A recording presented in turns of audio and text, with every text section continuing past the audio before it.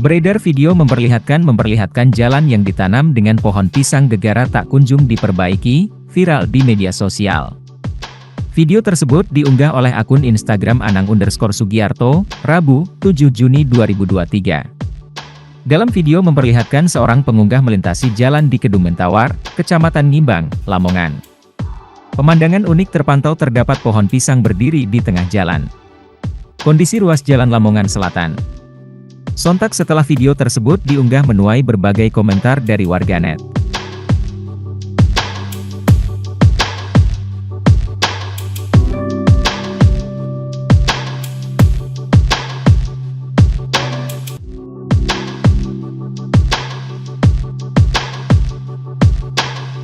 Terima kasih sudah nonton.